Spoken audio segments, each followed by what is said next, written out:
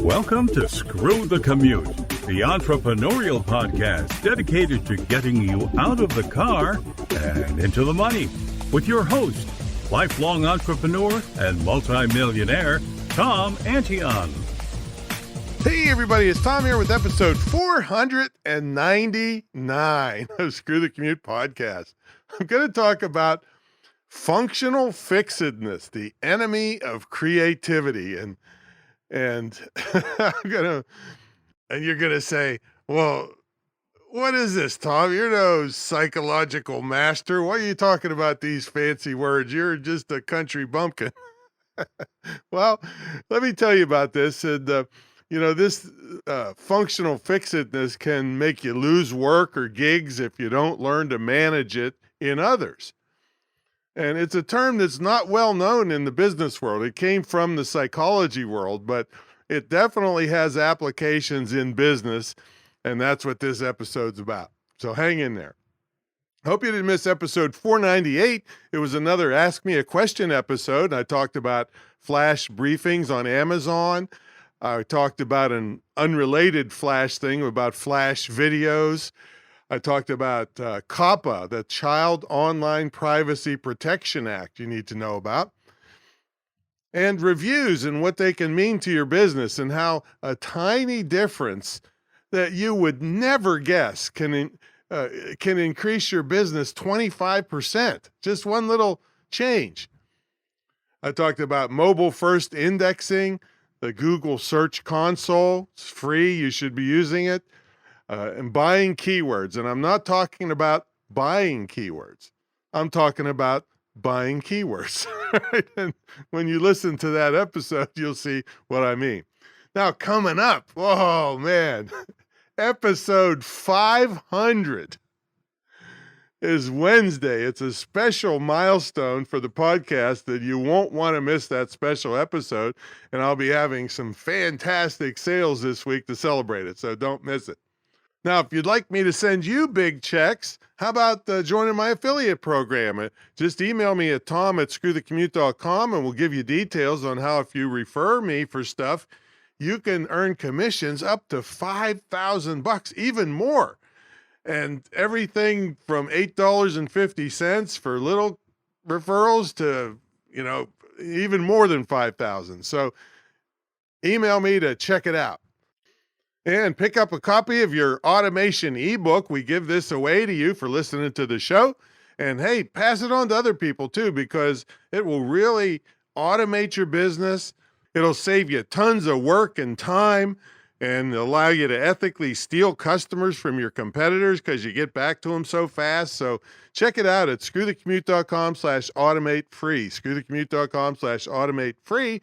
And while you're at it, pick up a copy of our podcast app at screwthecommute.com/app. That's APP.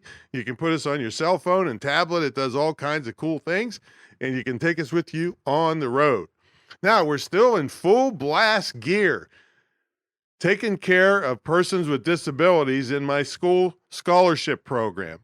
And we'd love to have your help. It's one of the best things I've ever done in my life to change people's lives for the better. So you can check that out at my school website, imtcva.org. And that, of course, this will be in the show notes, /disabilities. And we have a new video up there just as of yesterday of one of the participants that's totally blind going through my school. Oh, boy, so inspirational. So check that out. imtcva.org/disabilities. And at the top of the page is the GoFundMe account. So please contribute whatever you can. We're going to use some of the money to hire persons with disabilities to help run the program and get 5 people through this. We call this a pilot program because I want to get these 5 people either hired or in their own business. And then I took a grant writing course and I want to roll it out really big and get a bunch of money to put loads of people through the course. So, and it's a high demand skill. Every business on earth needs internet and digital marketing. So they can work from home. They don't have the burden of traveling, mobility problems, sight problems. We can really change these people's lives. So give me a hand on this. All right, let's get to the main event. Functional fixedness is a form of cognitive bias. And now, before you tune out immediately because I'm dropping all these fancy psychological terms on you, and here, before you tune out, you got to remember, I was a psych major, with a business background, in college, but it's been a long time. I think I got kicked out because I always lean towards electric shock treatment. I'm just kidding. All right. Or am I? Ooh. Anyway, cognitive bias is when you like information better that reinforces the things that you already think or believe. An example would be maybe you think taxes are too high, so you lean towards information that reinforces what you already believe, and you shy away from people and information that favors raising taxes. So functional fixedness, like I said, is a form of cognitive bias where you tend to think in one way and reject other ways of thinking. Now, hang in there with me, and this is going to make sense for you, how it applies to business and also personal relationships. So to boil down functional fixedness, let's say you think a certain tool can only be used for one purpose. So to simplify this, let's say you have only a pair of pliers, but you want to hang a picture on your wall. But you don't want to go to Home Depot or Lowe's or Walmart to buy a hammer to pound in the nail to hang your picture.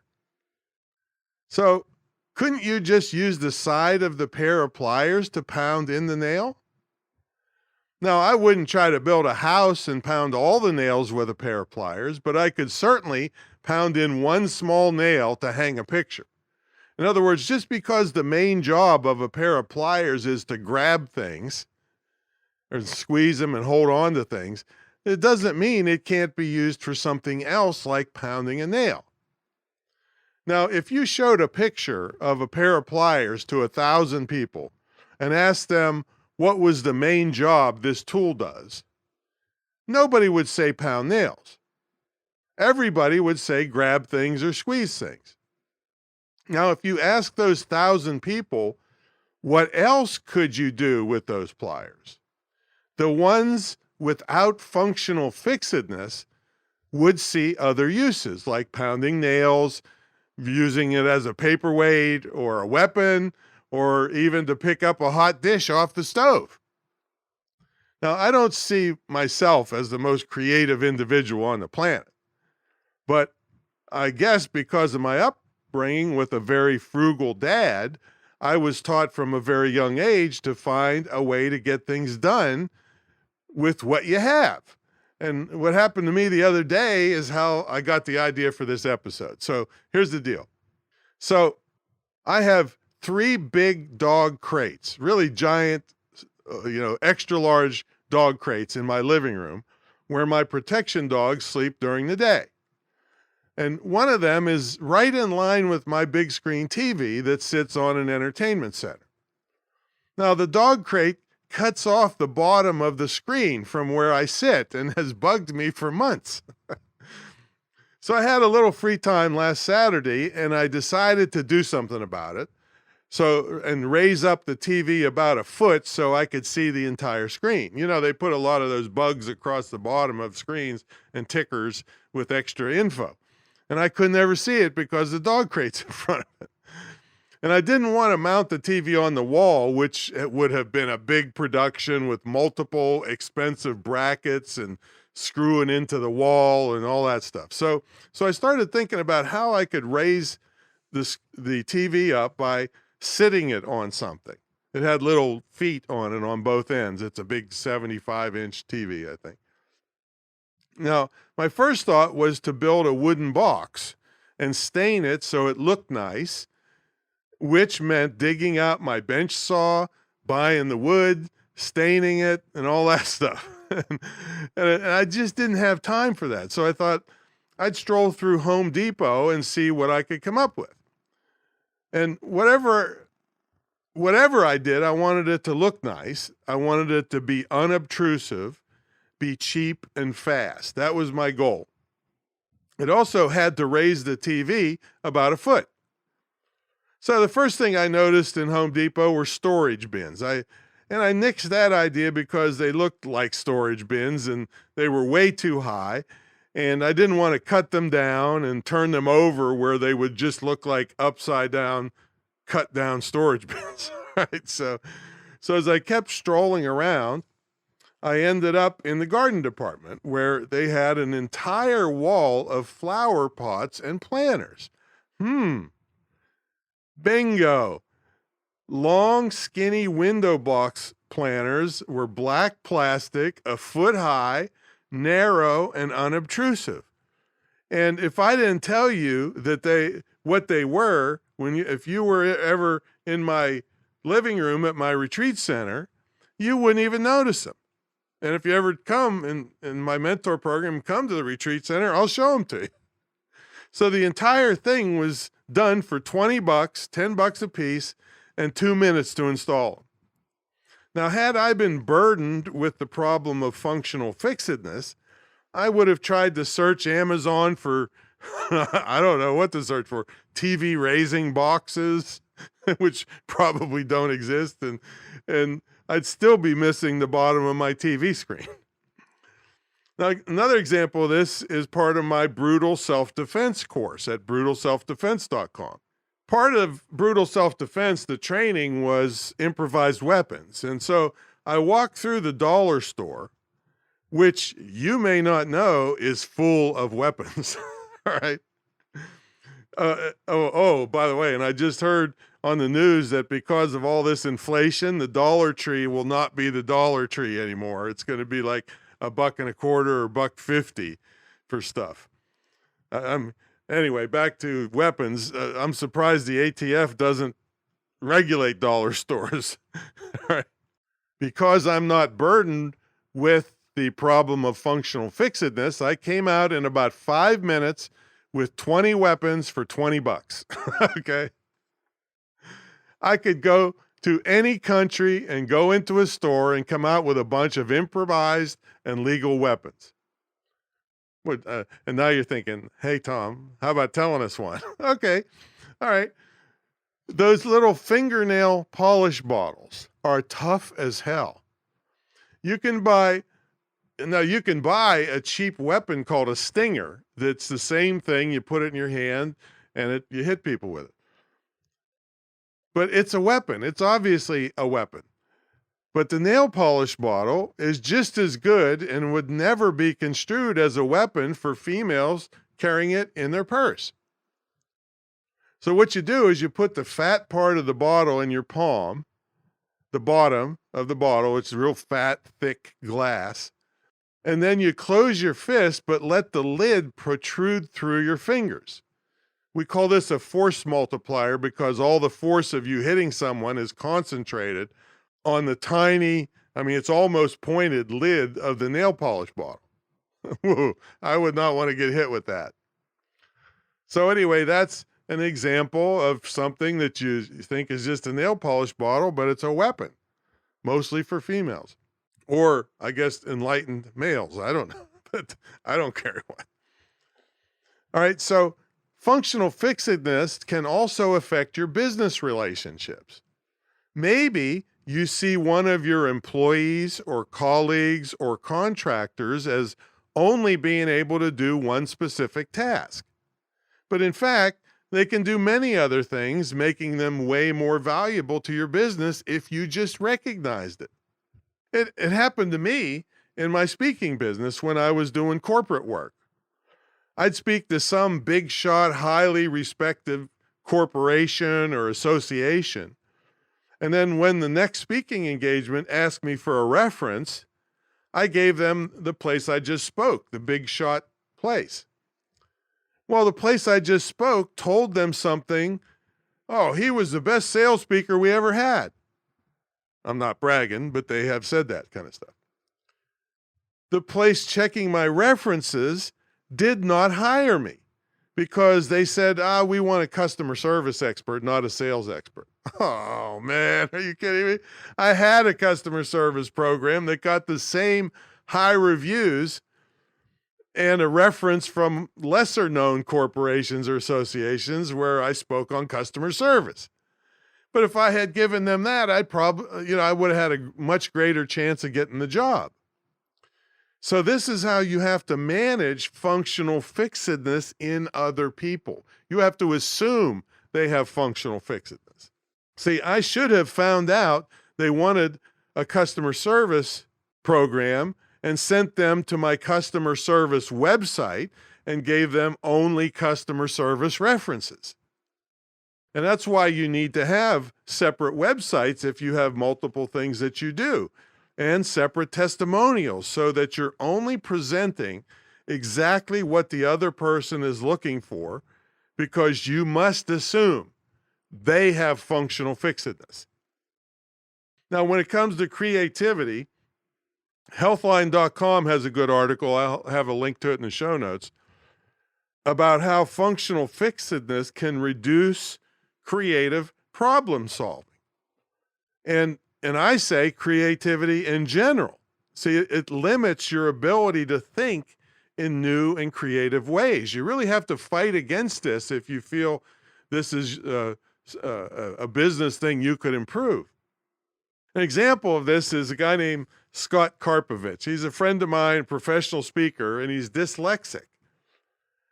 So he wears different colored shoes. He's made an entire career out of this. He doesn't suffer from functional fixedness. With his problem, he saw his shoes as direction indicators rather than just footwear. So his purple shoe is left and blue is right. I don't remember how he does it, but it's so cool. And he's made a whole career speaking about this. Now, functional fixedness can also hurt your personal relationships. So let's say both you and your wife work outside the home and your wife always makes dinner. And I'm just using this as an example. Maybe it's the opposite and you, the husband, always makes dinner. It doesn't matter for this example. But anyway, in this example, the wife makes dinner. Then you quit your job and screw the commute and stay home working on your online business that I taught you how to do because you were in my mentor program. Wait a minute, I got carried away there. Join my mentor program, folks, if you want to make great progress fast. Anyway, so now you're home all day, and when your wife gets home, you ask her what's for dinner. Now, your functional fixedness only sees your wife as the one who makes dinner. But in her mind, filled with functional fixedness, she sees a person staying home all day should be the one who makes dinner. This could lead to lots of resentment and conflict if you both don't take the time to discuss the situation and come to some kind of compromise. So it can screw up your personal relationships. All right, now before I tell you about a bunch of other creative ideas I made money with because I don't suffer from functional fixedness, let me remind you, Wednesday is our 500th episode. And to celebrate, we'll have a bunch of big sales like 500% off. Wait a minute. What? Who wrote this script? that would mean I'd have to pay someone 5 times the cost of one of my products just to buy it. Okay, you know what? I'll go ahead and do that with the automation book I give away here for free. Grab your copy at screwthecommute.com/automate free, and I'll send you 5 times what you paid for. All right, but anyway, we'll have some really big sales starting Tuesday, that's tomorrow, and a very special episode on Wednesday. You don't want to miss it. All right, back to creativity and functional fixedness. So there are many more examples in my life where I refuse to see things only as most other people see them. I had a practical joke company where we custom designed practical jokes. My butt camp, my internet marketing camp, instead of a boot camp like everybody else has, I saw it as sitting on my rear end making money and called it butt camp done them all over the world. My retreat center, where people actually live in the house with me. Most retreat centers that you come visit during the day and go stay in a hotel. My Wake 'em Up book, where I saw a speaker as waking up audience people, so I had people on the cover of the book in little beds sitting up and waking up because of the clock, alarm clock person on stage. All this is because I see things differently. My Fatso tennis. And guess what? Roger Federer and Rafael Nadal and Maria Sharapova are not at my tennis club. Right? It's a bunch of fat butts like me, so I created Fatso tennis for people overweight and out of shape that love tennis. All right, so I took a different angle on things, see? And I had this idea about bachelor party bites based on my protection dog training. So we have these protection dogs, and I thought, man, this would be a great bachelor party where the bachelors or bachelorettes, get in these big bite suits and then run down the field, and the dog goes and really bites them and knocks them down. So the only problem was finding insurance for this. So it's still in the back of my mind, but haven't actually made money on that one yet. But anyway, I guess the cliche is to think outside the box, which really means work on decreasing functional fixedness in your life, and great things can happen. So that's my story, and I'm sticking to it. Hey, watch for the sales coming up, and I'll see you on episode 500 this Wednesday. Catch you later.